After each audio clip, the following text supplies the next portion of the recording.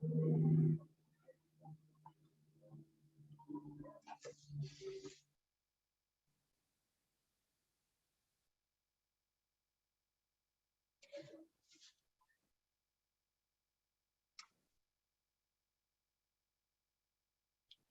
we're going to get started then. Hello, I'm Barb Gardner from Tufts University and co-chair of the FDP Program Subcommittee. I'd like to welcome you to the May FDP 2022 meeting and the committee report out session. We have a lot to cover in this hour, so we're going to get started. I am pleased at this time to introduce Michelle Masucci, co-chair of the FDP, who will be giving us an update for the Strategic Planning Oversight Working Group. Michelle? Thank you so much, Barbara. And I'm really pleased to be with all of you this afternoon to give a little update on where we are with our strategic planning committee and how we're doing on that plan. Alex Albanak is in the audience and partner in helping to implement the Oversight Committee. Next slide, please. As a reminder for everybody who may be familiar with our strategic planning process, we underwent an in-depth assessment of what our needs of the organization are at this time in advance of the beginning of phase 7, which is currently what is being implemented at the FDP, covering the period of October 1st, 2020 through December 31st, 2026. We're about a third of the way into the new phase.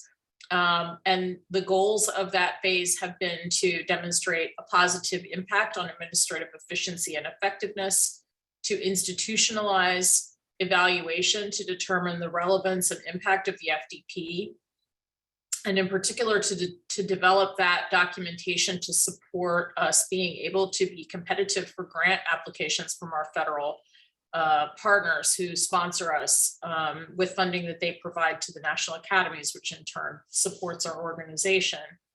A third goal is to strengthen resources and infrastructure to sustain the growth of the FDP. As many of you know, we have grown significantly in the beginning of phase 7 and actively engage community partners, including administrator, faculty, and federal representatives.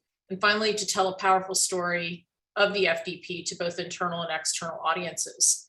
Part of what we developed in order to track the activities on strategic planning was to establish a strategic planning oversight committee to ensure that the moving pieces are all happening and that we're able to document and depict the good things that are happening as a part of phase 7. Next slide. I want to share with you just some existing examples of significant work that have been initiated with phase 7, and understanding that, right in the middle of the beginning of phase 7, we've all been facing our responses of our institutions as well as the FDP to COVID. And so that's put a little bit of a strain on the way in which we do things. But we have strategic planning happening within committees where there are significant strides being made on developing a blueprint for future work. And that includes the changes in the ERA committee and the communications committee as two examples, two small examples of a much larger effort on being more strategic at the committee level.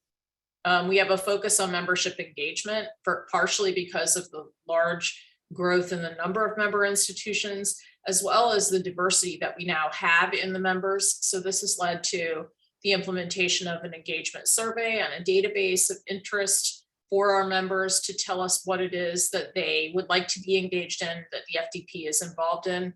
And it's resulted in the establishment of working groups on faculty and federal engagement to further develop our plans for making sure that we have all of our ecosystem of partners connected to the organization. It also involves a significant expansion and diversity of the types of FDP institutional members that are part of the organization. We have a continuation of virtual meetings to broaden participation of engagement. We initiated that during COVID, but it looks like we'll have a virtual component to our meetings for the foreseeable future. Not every meeting, but we'd like to continue to utilize that technology because we do enjoy such great engagement with our membership as a result of it. You'll hear a little bit more from Robert Nobles, who's leading the charge on evaluation. But we intentionally wanted to evaluate the effectiveness of the FDP at achieving our goals. It really helps us to be able to tell our members and be accountable to our members for our activities, but also to be able to point to the accomplishments of the FDP with our federal partners. And I don't know how many of you may have been on the opening plenary, but I thought Dick Seligman did a very nice job of giving an outline of just some of those accomplishments in his very warm comments towards Debbie Raffi. And finally, we are looking to adopt new technologies and platforms to help support the FDP and its work. Next slide. So in the implementation, we've established the Strategic Planning Oversight Committee that includes Jim Luther, Dick Seligman, Kim Moreland, Denise Moody, Michelle Bowles from NIH, Alex Albanak, and myself, who are liaison, who are connecting with the other committees to learn more about what they're involved in and what their priorities are. Alex and I started the phase by actually meeting with committee chairs to learn more about what the priorities would be. So we've done that outreach, but we're also busy working with them again to look at what their strategic planning goals are. We actually created a budget to ensure that we had the resources to support the initiatives that map on to the goals that we have set out. We have an evaluation planning effort that is underway, and we're looking to convert the planning effort that has begun into actual evaluation tools that can be integrated into the FDP. We're rethinking how FDP meetings are held. And we're working hard on outreach with federal partners and with the national academies. So we're really trying to strengthen that relationship so that we can, again, meet that goal of telling a powerful story about the outcomes of the FDP. And finally, as all of you know, because we have been talking about this for a couple of meetings, we're down the road in executive leadership transition planning, which again, we hope to do in alignment with the goals that we've set out for this phase. Next slide. Finally, there are some things that are next steps that may interest all of you. And if you have an interest in the activities that are going on, please don't hesitate to let me or to let Alex know. One of the things is we're trying to learn about committee activities and feedback related to the strategic plan, that there's an outreach effort that's already underway to gather that information. Obviously, as noted, we're implementing the evaluation strategy. We're also engaging with committees connected to leadership changes to try to get as much input from the membership as we possibly can about new directions under new leadership.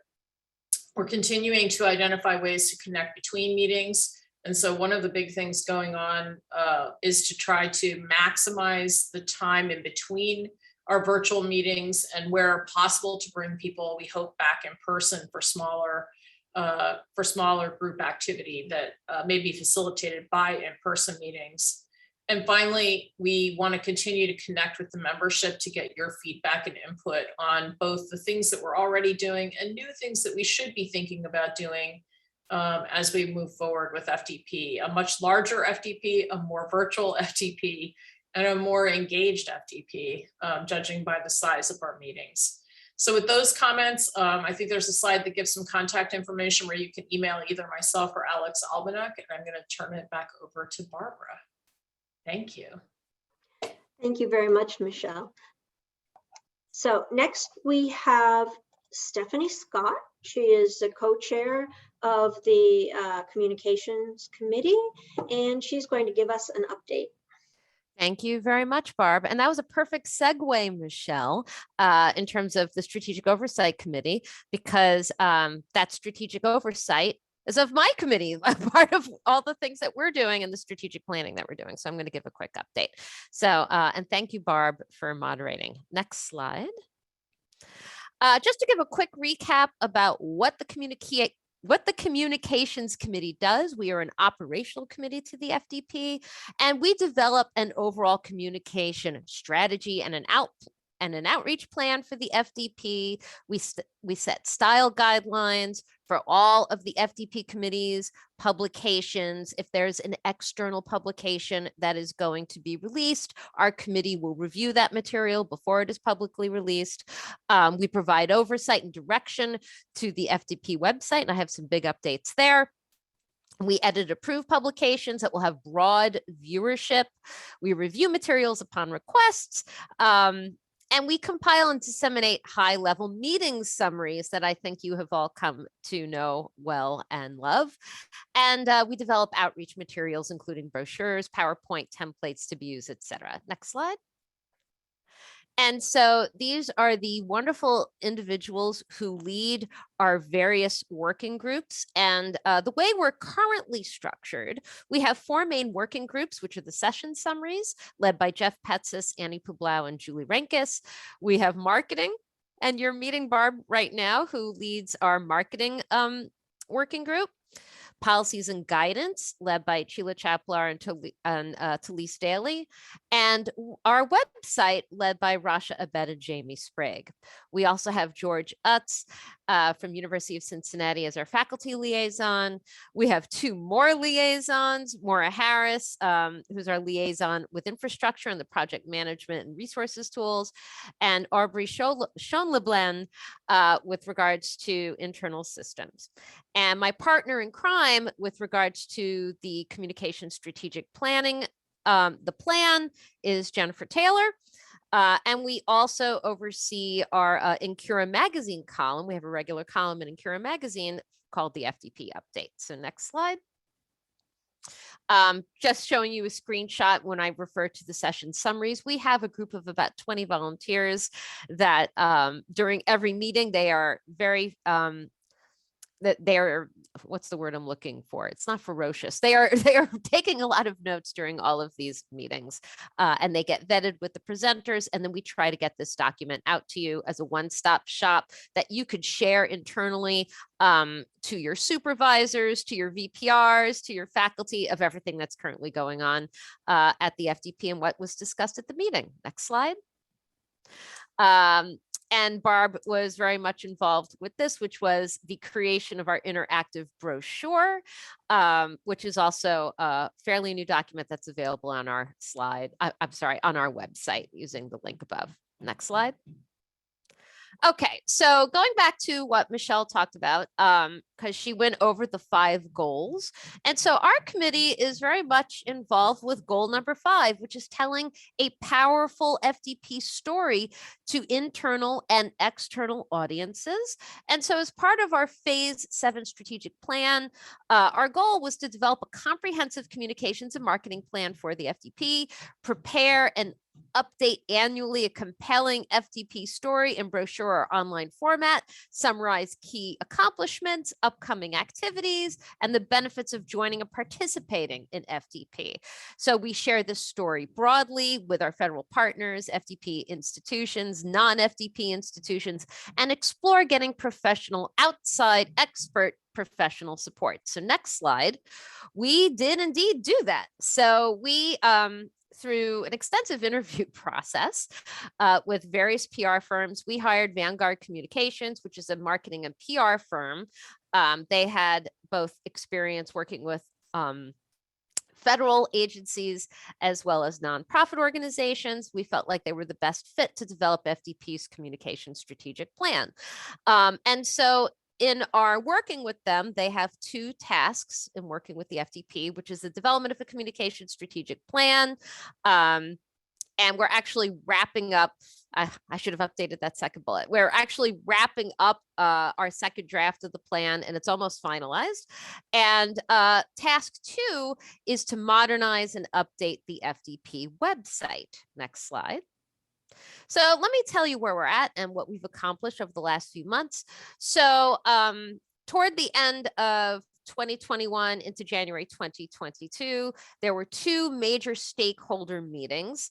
And we also had one-on-one stakeholder interviews, and Vanguard also attended the January meeting to get a sense of what we do. As you can imagine, there is no organization quite like the FDP that does what they do. So it was very helpful for them to get a snapshot and be part of the action. In early March, we received a first draft of the plan. We internally reviewed that plan. We gave Vanguard a lot of feedback. And then earlier in April last month, we actually just a couple of weeks ago, we received a second draft of the plan, and we're just about finalizing it. And so if we go to the next slide, I'll tell you what that plan consists of and how it shapes where we're going in the future. So the plan contains, first of all, our communications goals and our objectives. And so our overarching goal is to establish FDP as a trusted partner to enhance the national research enterprise by increasing efficiencies in the research environment. And we identified 3 objectives, which is to increase communication coordination within the FDP, expand the understanding of the value of the FDP, and increase communication collaborations with federal agencies and research institutions to establish FDP priorities. And so if we go to the next slide, the way, one of the most important things of the plan that we had a tremendous amount of discussion on was who are our primary audiences to the FDP.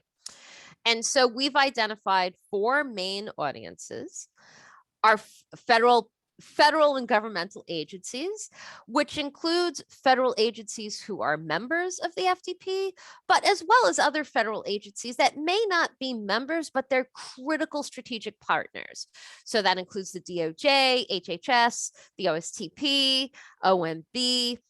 And so our messaging and how we communicate, it's very important that we defined who our federal, audience is. We also have the FDP member institutions, which includes all the admin reps, the technical reps, our faculty representatives. So within that, we have subgroups, and it's not even just those who are named official representatives. It's anybody that's part of a member institution. Our third audience are FDP leaders and participants. And when I say the word participant, I'm talking about people who are actively involved, volunteering their time with the FDP. So what does it mean to lead or chair a working group, or lead a group, or volunteer your time? And what is our messaging with that particular audience as leaders and members of committees, subcommittees, and working groups? And then finally, non-members. Basically, the work that we do with the FDP, it doesn't just benefit us members, but it benefits when it comes to the non-members, we want to show the value and high level awareness and interest to what the FDP is doing, and show that the value of the work, it benefits any research institution that receives federal funding. Next slide. And so other components of the plan includes key message concepts for each of the audiences that I just identified. So to give you an example of what I mean by a key message concept, so for the federal agencies, a key concept would be that the FDP allows federal agencies to collaborate and get quick external feedback on demonstrations. That's a key message that we want our federal partners and other critical partners to know, that they can use us as a test bed, that they can use us to get external feedback on things that they want to implement. So every audience has a key message concept, and included in the plan, in terms of implementing the plan, are strategies and tactics. So what are the materials and activities and events that we want to implement?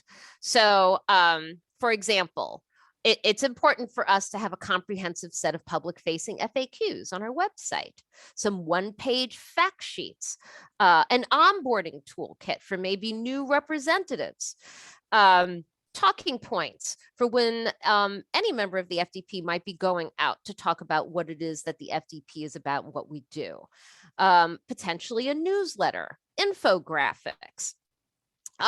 We talked a lot about social media. it's something that we're going to explore. I wouldn't say it's a priority of the communications plan, but it is something that we're potentially going to be looking at in the future. And of course, number one would be our website. And so also as part of the plan is defining our measures of success, what communication strategies yielded particular results. And the plan will be a 2-year plan. Next slide. And so all of this, the plan shapes our website. And so we already started working with Vanguard on the website. We had a kickoff meeting at the end of March. And I mentioned our two leads within the communications committee, Rasha Abed and Jamie Sprague, along with Sarah Peterzak, who are leading the effort to implement our new website in accordance with the plan. We've been meeting with Vanguard and the web designer. And what's currently happening is that they are currently doing an audit of our website. They're going to be making recommendations in terms of a sitemap. They're going to be sharing with us wireframes in the near future. And basically, all of us are going to be going to various committees, getting their feedback on the wireframes. And so this is a bit of a complicated process. So our current website, in terms of a content management system, we're currently using something called Mira, and we're going to be transferring over to WordPress. I know a lot of universities use maybe Drupal, maybe some of you use Squarespace or WordPress. So we're going to be moving over to WordPress. And this is going to be a massive effort because, as you know, our website houses several databases. So for example, the financial conflict of interest database. We have a membership database. And so we're working all these complexities out with the various groups that are in charge of systems. Next slide. And so, of course, more to come. What I will say is once the plan is finalized and once we start working on our website and really start making some changes, I mean, this is also going to be a time where the communications committee itself is going to reassess and decide what our needs are. So as you saw, there are a bunch of recommended materials and tasks and goals that we'll want to meet over a 2-year period. And so we're going to have to decide, along with working with the FDP staff and along when we also have our new executive director of the FDP later in the fall, like what the roles and responsibilities are going to be between the communications committee and others. And it's going to be a time for us to potentially restructure a little bit, seek some new volunteers for some of these new initiatives that we'll be taking on. So if you have any questions, hopefully I didn't go over my 10-minute mark. I really hope I didn't, Barb. If you have any questions, please feel free to reach out to communications@thefdp.org. And that's all I have. I hope I wasn't over time. I think you're fine. Thanks, Stephanie. So next we're going to hear from Robert Knowles. He's the co-chair of the Infrastructure Committee, and he's going to give an update on the Evaluation Working Group. Robert?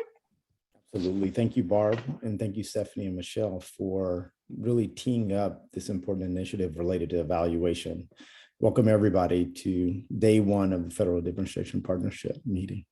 All right, next slide.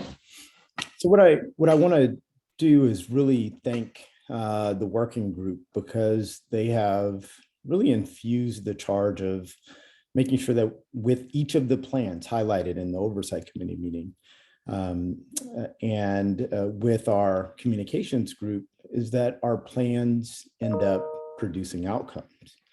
And getting a better handle of those outcomes is the point of us conducting a comprehensive evaluation. And there's components to that. And this is just another update that I'm providing you all related to where we are in the process. But let me give you a little background before I jump into that. Next slide. So we have an internal working group, and the framework for the evaluation is really to get the programmatic and operational committees to identify their goals on an annual basis and the activities that are aligned to supporting those goals. That process is actually ongoing currently, led by both Sarah and Jim. And when we conduct a survey of membership, it's really to garner more information related to its qualitative assessment on how well is FDP doing related to your engagement, related to information sharing, and related to producing the impacts that are necessary to reduce burden. The external evaluation is a critical component of what we intend to do. And that Michelle talked about it last meeting in January, and I spoke to you all about it in September. We put together a comprehensive framework of what would be needed in an external evaluation group, working directly with the Oversight Committee and working with our executive committee for FDP. But with that comes a need for assessing all of the things that we do within FDP and also investing, as Michelle mentioned earlier, in the resources to partner with an external evaluating center that would work really intimately with all of the groups to make sure that the outcomes are produced in an effective manner. Next slide.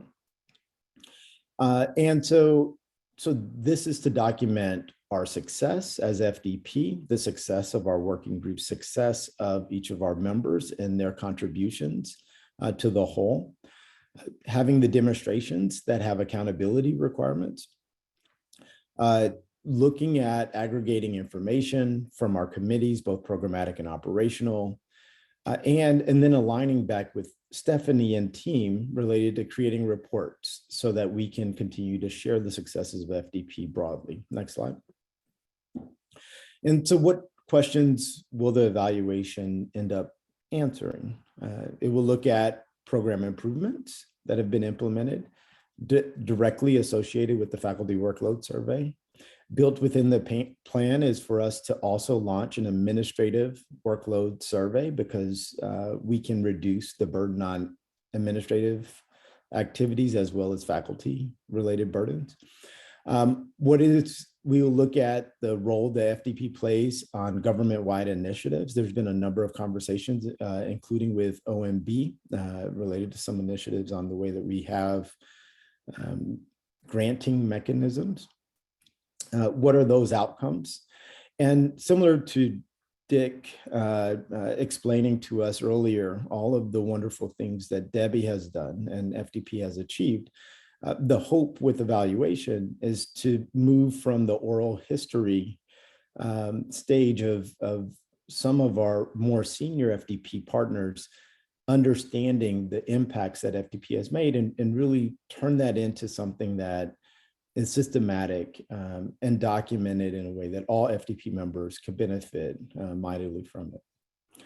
And then demonstrations, we changed the definition of demonstrations last year when we changed the phase, and we need to make sure we have a proper accounting of what's being planned, what's being implemented, what did we complete, what did we learn from it, and how other institutions who are not part of the demonstration can benefit from the outcomes of those demonstrations. Next slide. What are the costs of us being an effective FDP? Who are the beneficiaries of this? What value does FDP bring to members? What are the activities that we implement that help underrepresented and underserved groups, including young researchers, as broadening impact of our research enterprise as part of one of the missions of FDP? Next slide. And so there is qualitative and quantitative data collection. That means that we ask people what they think, and then we count the things that can be counted. And so from an administrator and a faculty representatives, it's really looking at engagement, relevance of the FDP activities to perceptions of our impacts, the actual impact of the demonstrations, and looking at improvements of our grant lifecycle. With the executive committee, it's looking at the function, decision-making, the effectiveness, sometimes timeliness, assessment of committee function, and the assessment of our overall strategy. Next slide. Quantitatively, for the things that we can collect is looking at progress made for the faculty workload survey, launching a new administrative workload survey, and then documenting progress made there, looking at FDP toolkits that are used by members, tracking participation both at the meetings and within the demonstrations, And then from a broad perspective, measuring FDP's outcomes and ultimate impact on reducing burden of our research administrative activities. Next slide. So there's a draft report that was circulated to the executive committee in November of 21, and looking deeply into what is needed for external evaluation, internal evaluation. We've had a lot of conversations related to that over the last 6 months. Now we're collaborating with the Oversight Committee meeting, looking at the KPIs or key performance indicators in conjunction with the committee chairs. That is being rolled out now, and we'll wrap up that process next month of making sure that we have a fully documented plan going into, I would say, next fiscal year, but it's really midway in this calendar year. We'll release a request for information and identify the External Evaluation Center. That should be released here real soon. So I would say within the next 2 to 3 weeks, we'll release the RFI. We'll have a quick assessment process, complete that process, identify the external evaluator, and be ready to launch by September of 22. And making sure that we have the annual survey in partnership with the external evaluator and that plan all in time for me to give you another update right after the summer. So there's a lot of activity going on. We're at the tail end of the final planning activities, and we will be ready to launch in time for our goal of being able to have a mid-phase 7 evaluation of all of our activities. Next slide. And I want to thank you, and I'll turn it over to Jim Luther and Pam Webb to give you an update on our foreign influence activities. Great. Pam and Jim, are you ready? We are. Oh, So, great. thanks so much. So we're here today to tell you a little bit about what's been happening with the FDP Foreign Influence Working Group. Next slide. And so we have a large group, as you can see, but we're a little different than every other FDP committee or working group because we're purposely kind of cross-committee. So when this group was put together, it deliberately pulled people from the other FDP committees because this topic of foreign influence, and really we're talking undue foreign influence, not good foreign influence, cross-cut so many of our areas within FDP that it was a deliberate choice to bring in people from other committees and other areas so that we can stay coordinated and stay focused on this topic and decide who needs to do what aspect of this. So we're going to share a little bit about how we're moving forward with that. Next slide. So we really have the full committee, which, you know, since our nickname is FIG, I guess I'm just calling Big FIG, which is the whole group in its entirety. But then we also have 2 major initiatives going on, and you're going to be hearing from both of these groups this afternoon as I tell you a little bit about the latest on theirs as well. Next slide. You can see what these are. These are KIC, so is Key Investigator Clearinghouse. So we have been talking and evolving a discussion about whether it might be possible to create a repository where investigators can put in their information that's typically used for disclosures and grant proposals and award activity in one single location. And Lori Schultz is here today to tell us more about where that group is. And then we've also been talking about not every foreign interest, or basically any interest outside the university, is of the same nature or risk. And so a group has been put together to talk about the development of an institutional tool to kind of guide how we assess those disclosures. And that's the MART group. And Robin Sear and Amanda Humphrey are here today to talk to us about that. But before we get there, I'm going to mention briefly everything the group has been, not everything, but the major things that the group has been doing to deal with the implementation guidance for the National Security Presidential Memorandum 33. Now, you'll remember probably that in January 14th, 2021, the last week of the Trump administration, there was a document implemented called the National Security Presidential Memorandum 33. And then a year later, January this year, January 4th, came out the implementation guidance. And we think that this is probably a document that is going to have one of the most powerful impacts on how we do research, administration, and oversight in the future that we have seen for years. Probably, in my opinion, perhaps the largest document since the Common Rule and since development of the Uniform Guidance. So this is a big deal, and we have been trying to take it extremely seriously. Next slide.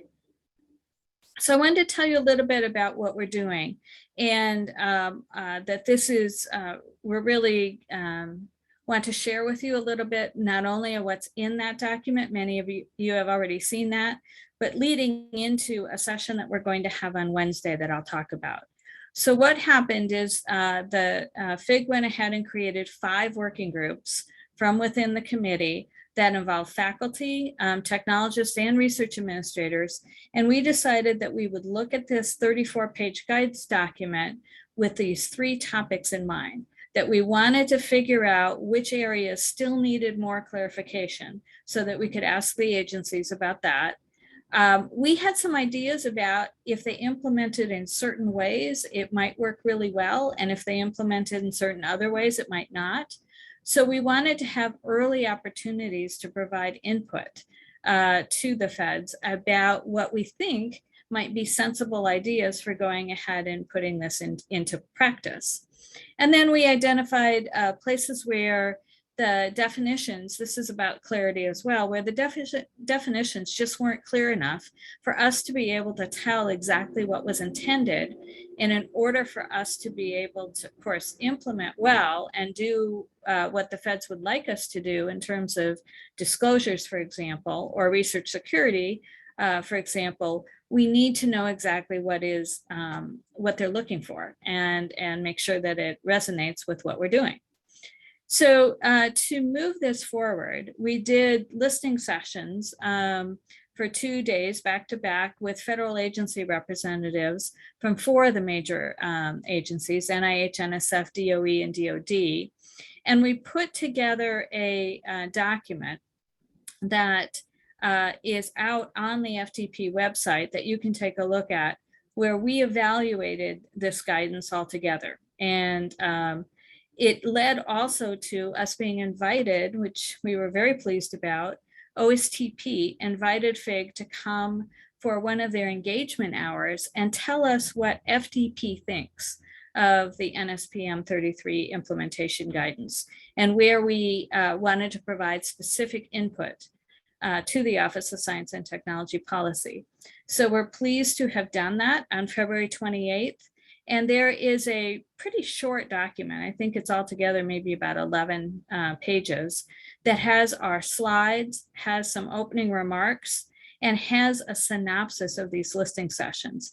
And that is on the FDP website. And I would encourage all of you to go ahead and take a look at that before Wednesday, when we have our next session with the federal agency representatives. Then we knew that one of the big topics was DPIs. We're going to talk more about DPIs in a minute. And we're very fortunate that we have, I think, the national leader on this topic, Lori Schultz. I think she'd have to be, everyone would consider her that way, who also chairs our KIC group, our Key Investigator Clearinghouse group. So she gave everyone a webinar on, and with colleagues from ORCID on March 24th, and that information is also available on the website. So all of that leads into, we'll remind you one more time later, but we have this hour-and-a-half session on Wednesday with the NIH, NSF, DOD, and DOE. And we are going to talk about both a summarized version of what we presented to OSTP, but then the agencies are going to come and give us updates about where they are with implementation.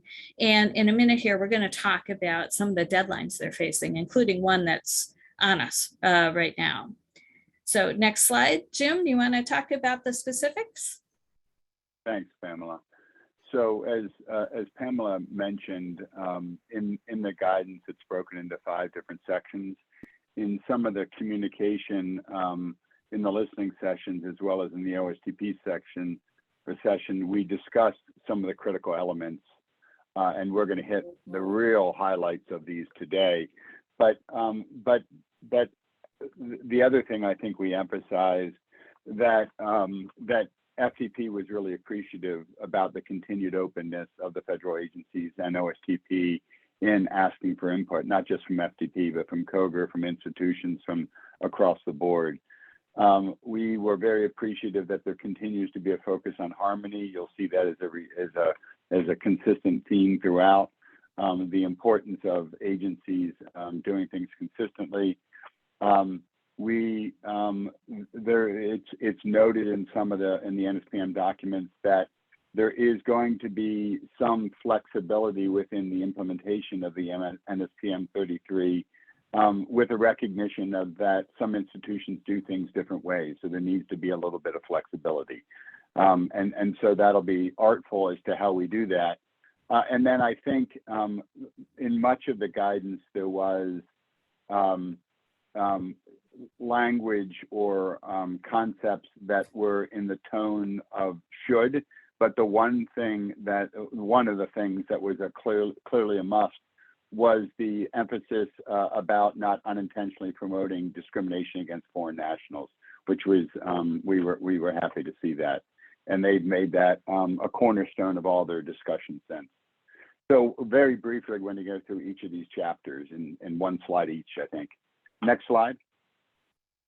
So by far, as Pamela mentioned, we broke into 5 groups. By far, the largest section was disclosures. I won't go through each of these, but as you can see, harmonization was a key theme. Consistency and clarity of definitions was a key theme. And there was some emphasis on discussions with the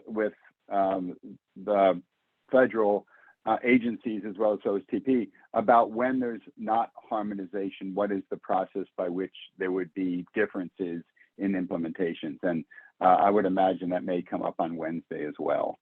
But I won't go through a lot of the details other than to say in this discussion, we talked about consulting and gifts and in-kind and travel and FCOI and mentoring, all of the things that institutions have been dealing with for some time. Next slide.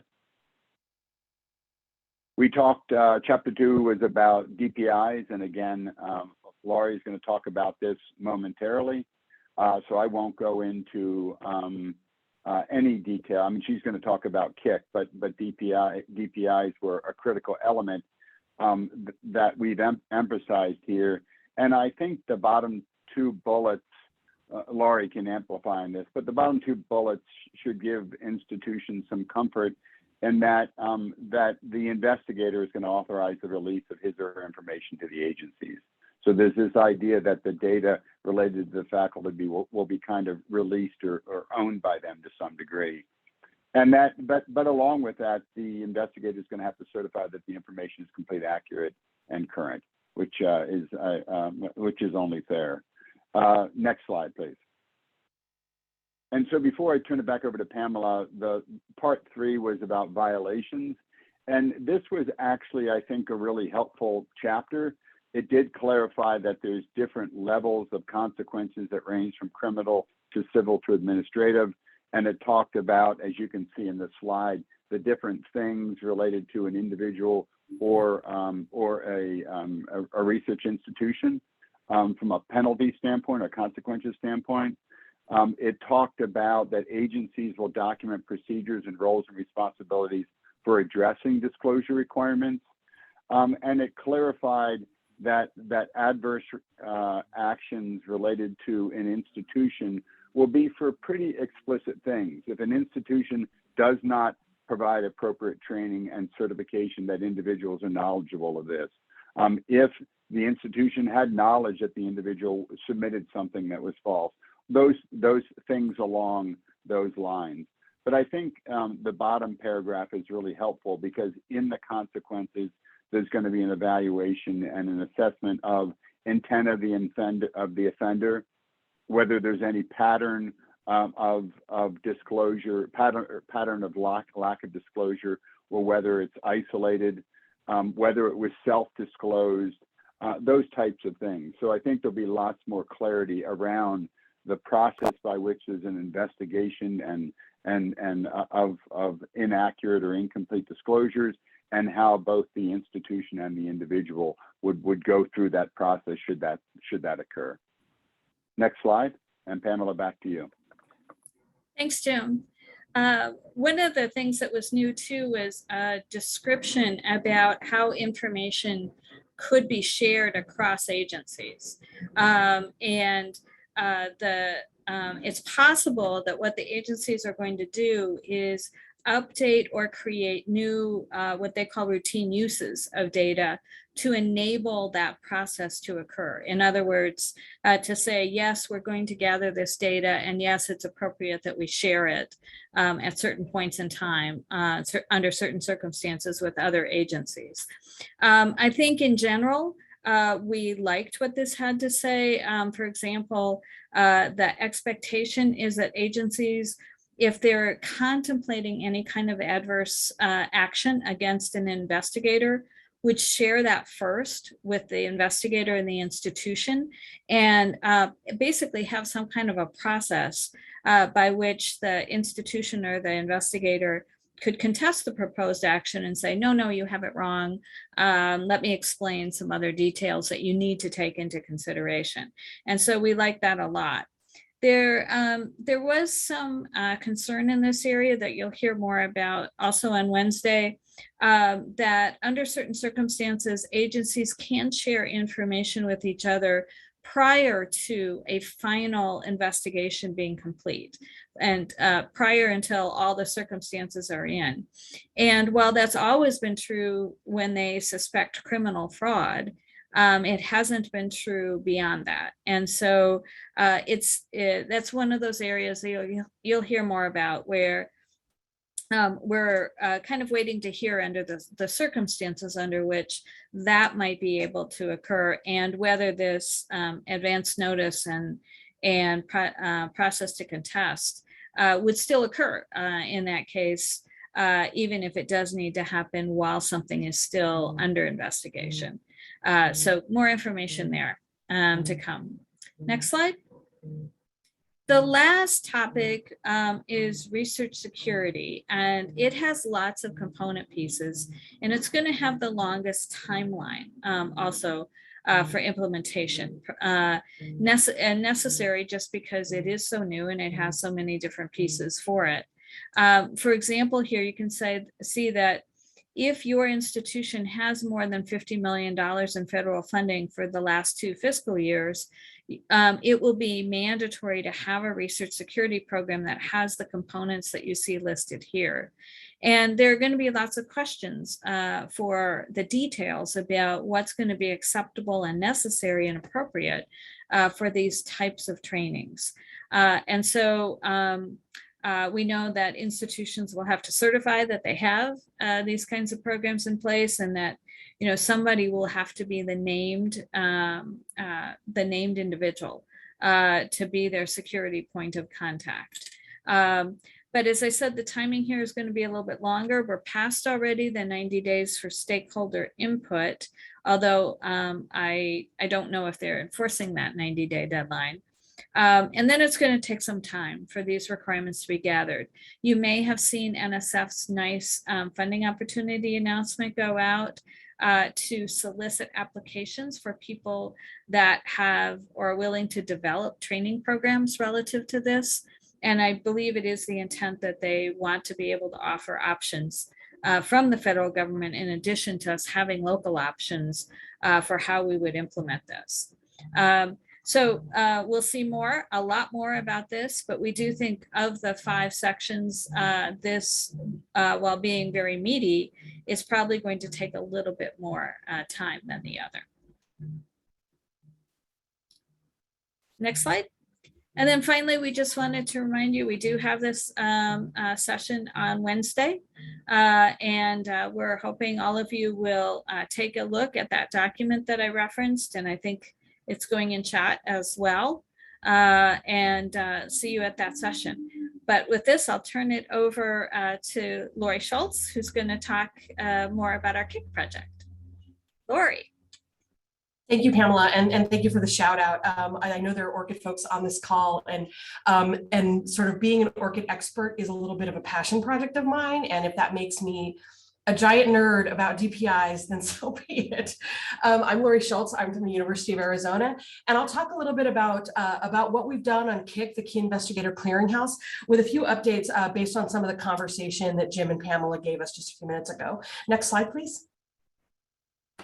So you may remember seeing some of these slides before, and I realized I needed to make a change right as we were entering the webinar. But this is who the KIC team is. It's made up of faculty and administrative folks from FDP institutions, and also a representative from COGR. Jackie has since retired from COGR, and Michelle Christie is filling in. And as we work through some of the things that KIC is working on. Next slide, please.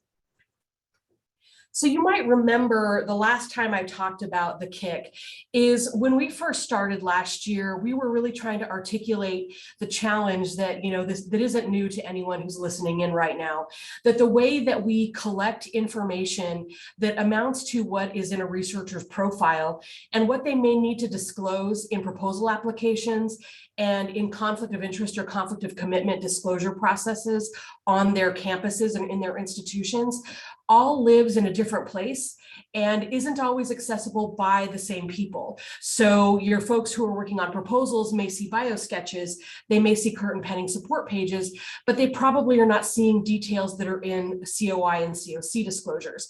And there are good reasons for the reasons we do that, the reasons that we silo information based on business need to know and based on the privacy and confidentiality of some of that information. But the reality is that it lives in a bunch of different places on our campus, and not all people who need to know it in the time they need to know it in order to comply effectively. So the KIC objective initially was that conversation about establishing a repository that would serve as a single point of entry for all of this information. We have, however, evolved that as a step along the way to what could potentially in the future be a repository. And that's sort of defining these buckets and sources of data, where it all lives and how it intersects together. Next slide, please. So really what the revised objective, we've taken a step back from the repository and system idea and have worked along sort of the business analysis and then documentation of what are the data sources, what is required to be submitted, what is the life cycle of when that data is going to be disclosed to a federal agency in a document or to an institution in a COI disclosure, for instance, and how does that happen? How often does it happen? And where do those things intersect? So one of the things we're working on right now is sort of diagramming how the data fits together in a Venn diagram, like what things overlap with one another that may be disclosed in a proposal application. That would be then updated or revised at just in time, or for post-award changes, the things that have changed between the application to when we get the award, to the RPPR process, or even what is disclosed around conflicts and funding sources and publications. So all of those things fit together and are called by slightly different names by agencies and by publishers. And what the draft image below is an attempt to harmonize some of those definitions ourselves and really draw a picture of where that data overlaps. And then the next phase is on top of that image, figuring out where the data that we need for disclosure actually comes from in most campuses. Because even though we don't all do it the same way, where the data lives is not that different from entity to entity in the way that we are capturing it, either in an enterprise system or even in a paper process, if an institution has something like a paper COI form. Next slide, please. So that's what we're working on now. Since January, since we last gave an update about KIC, we did go through the process of reviewing the documentation we had already done for congruency with the OSTP January implementation guidance. And fortunately for us, a lot of the ideas we had fell very quickly in line with that document, and we only had to update things to sort of use some similar terms. We also worked with the Science CV team to identify faculty and administrative testers for upcoming functionality. What's coming in Science CV soon is a brand new user interface and NIH other support pages. So you'll be seeing those as they come out, and the team is working on that right now. Tomorrow at 11 a.m. Eastern is the Science CV update if you're interested in that. Again, we did the diagram of data, and we'll overlay that with sources to sort of describe what the disclosure universe is.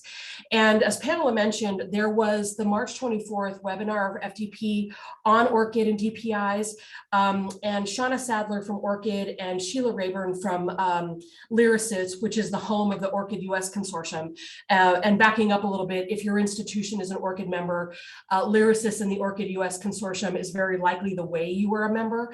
So we will be doing a few other sessions over the summer for SRA and NCURA that are available to register for and to view those recordings if you want to get more information beyond what's in the FDP recording. You know, and as Jim was mentioning with DPIs or ORCIDs, they are free for researchers. An institution does not have to be a member in order for research to be able to set up and use an ORCID.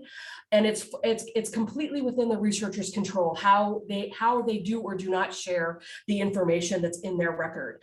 One of the things that intersects with some of the topics that are in the OSTP implementation guidance is the way that they're sharing across agencies. And that's more of a conversation about backing up and saying what could potentially be shared is only still what is captured in forms that are submitted to agencies. So an ORCID, unless a researcher had an ORCID profile that was completely set to public, what is open for federal agencies to see is what is submitted in the proposal application process. So if there were any other things that are out there in the universe that weren't part of the proposal application, those are not things that would necessarily be shared there. So there is still researcher control, and there's still a very discrete submission in the form of the biosketch or the support forms that could potentially be linked up with the ORCID. And I'm happy to answer questions at any point. And with that, I'll turn it over to Amanda and Robin for the MARC conversation. Thank you so much, Lori. I just wanted to tell everybody that we will probably go over about 5 or 6 minutes, and we do hope that you can stay with us because MARC is very interesting. Robin, are you ready?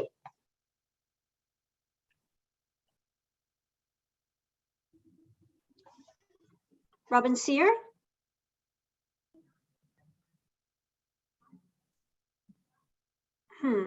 Perhaps Amanda, are you available? Yes, I am. I'm available. You can advance to the next slide, please.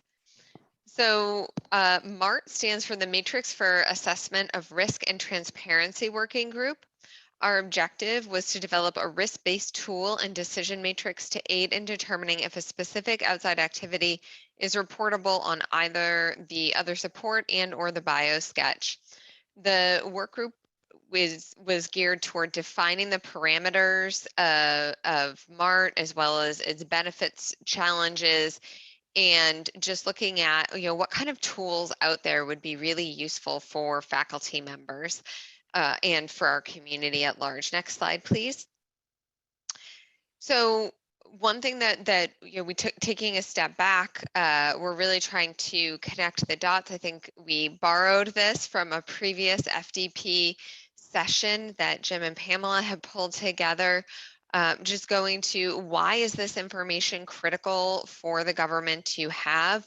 They have it in order, they want to have this information in order to identify potentially duplicative or overlapping sources of funding, as well as for other reasons, some of which have been described earlier, related to national economic security and integrity of research. And then, some of these things in the bottom left-hand blue box, I think really are key issues that have been brought up during those discussions. Next slide, please. So as we went through the process of defining MART and what we wanted to do, we really had to think about our intended audience, and we came into the MART project actually with a couple of different working tools.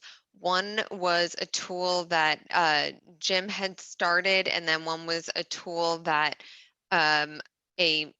the COI subcommittee had started, specifically related to helping faculty members to identify what to disclose and if they should talk to their organization.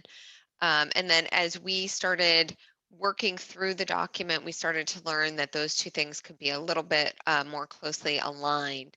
So, our goal was to help faculty understand what activities should be discussed with the institution and then subsequently reported to sponsors on an as needed basis. And sometimes disclosing to your institution under its policy may look different than what eventually gets reported to a sponsor, but we really wanted to clarify is where should you be engaging your institution and having those conversations. Next slide, please.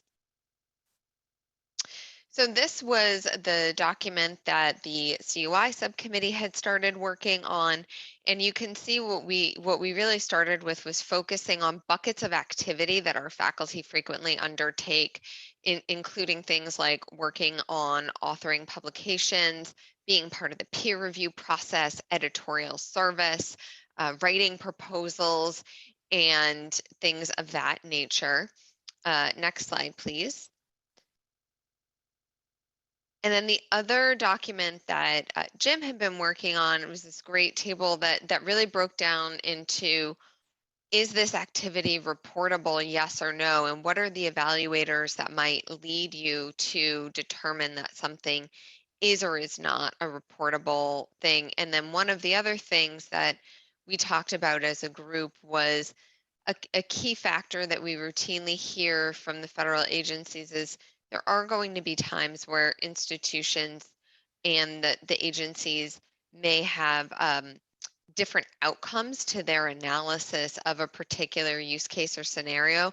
But when that use case is well documented by the institution, and it's clear that there was some sort of a review and a discussion, the institution thought about its response and worked together with the investigator, that really was a critical mitigating factor. And that going forward, as Pamela and Jim talked about, as the agencies look to implement the guidance from NSPM 33, then they are going to be looking at factors like that, such as the internal documentation that is held up there for institutions.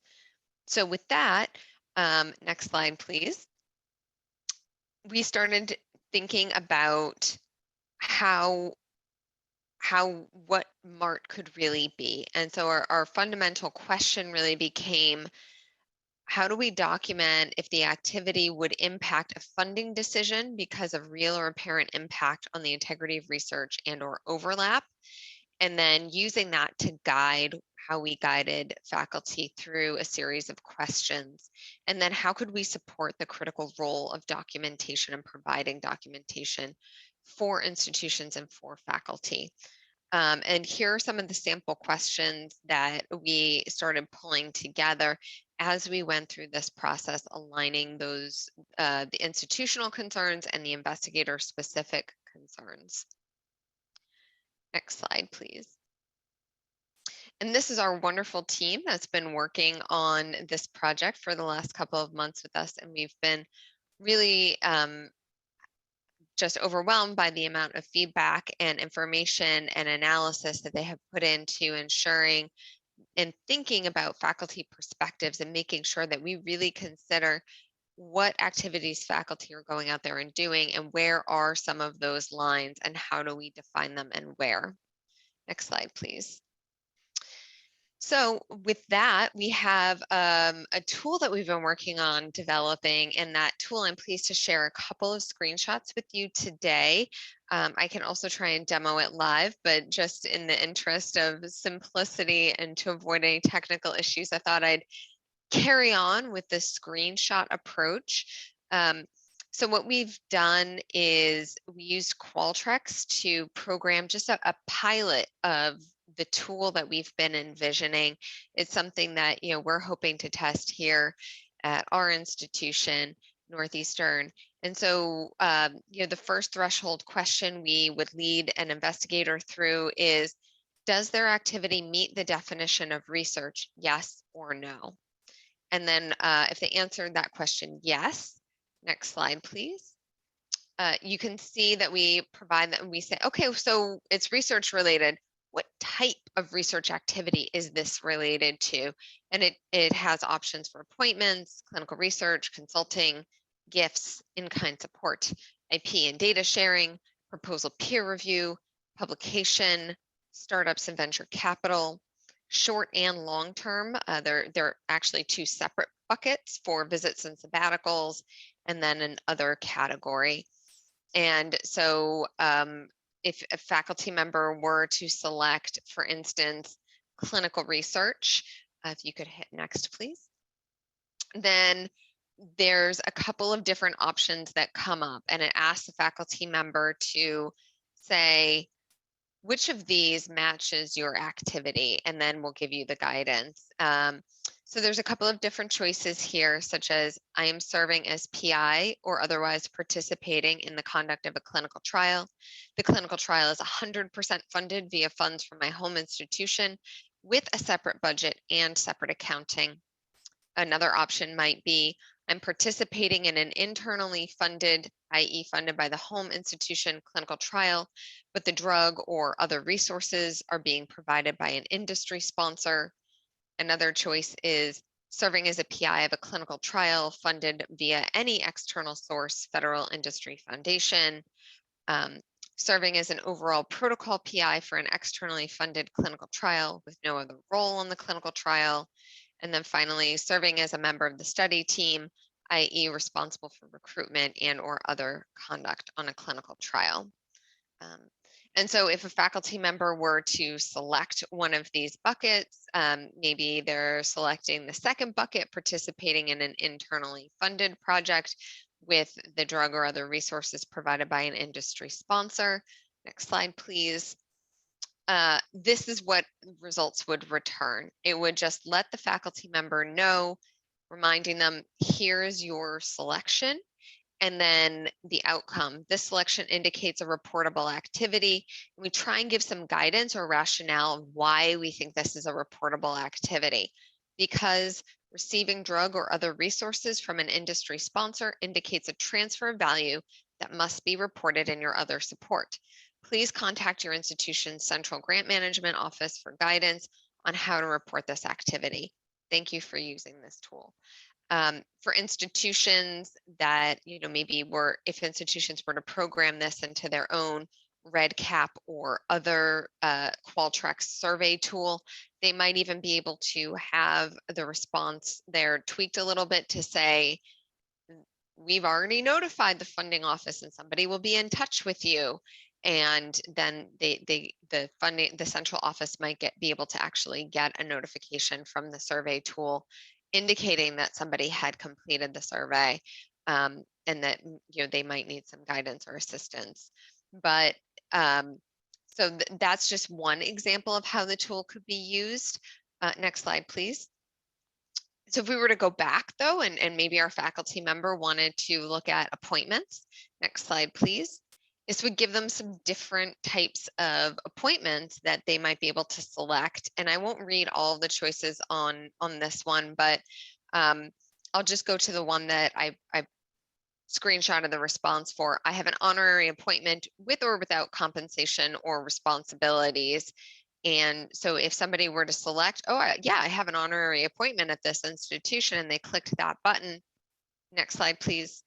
This is what would come up. It again reminds them of their selection, and then it explains why the selection indicates a reportable activity.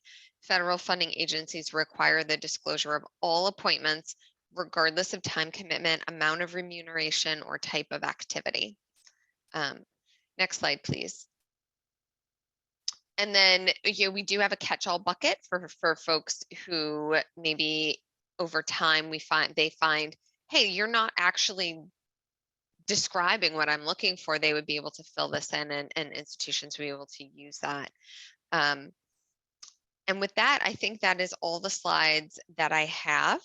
I can talk at length about Qualtrics or REDCap or any of those survey tools and tell you a little bit more about how you can use them to capture that information.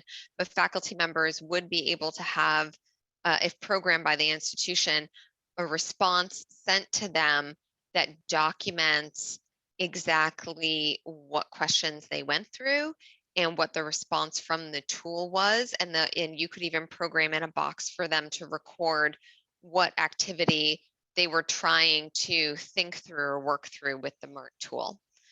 And with that, I think we're ready to take questions. Yes, please. There is a Q&A button on the Zoom, so please use that if you have any questions.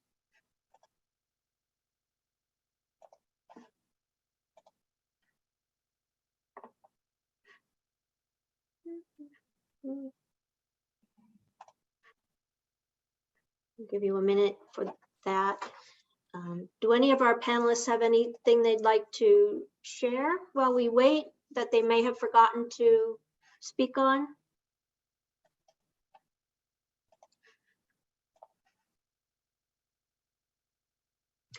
Well, I won't hold us up. Oh, there's one question. What is the name of the program Northeastern is using for MERT? I missed the name. I believe you said it was Qualtrics, right? Yeah. Yes, that's correct. But like I said, you could use any number of tools. Okay. Has there been a demand study for this new tool? I'm not sure what that means, Amanda. I think the person is asking, have we surveyed the community to see if they're interested in this tool?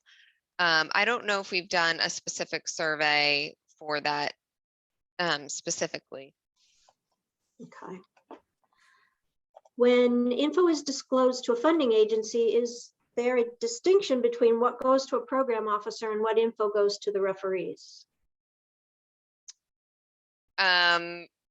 By referees, probably grants management specialists. They are definitely referees for us sometimes, but we have not made that distinction. It potentially could depend on the disclosure and the nature of the disclosure and the agency itself. Some agencies might have, like NSF, a research security office. Over time, perhaps they want some of that information going there.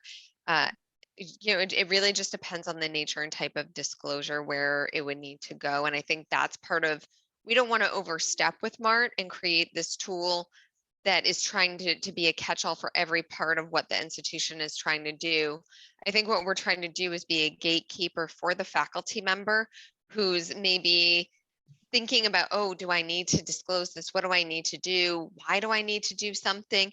And just wants a quick gut check available to them to help them think through what and articulate what activity am I doing? How extensive is this activity? And what might my institution need to know? Is the intention for FDP to be offering this tool for its members, or are you going to recommend they develop their own? So we have talked about that. And I think that, and Pamela, Jim, Robin, please step in and correct me if I'm wrong. We've talked about both building a central FDP tool as well as giving programming instructions to institutions, making those available and letting institutions program their own survey, and maybe being able to be a little bit more flexible with, hey, we also have a state requirement that might require slightly different disclosure. And so we want to be able to tweak that question to match our state requirements. So there's a couple of different ways I think we could approach this.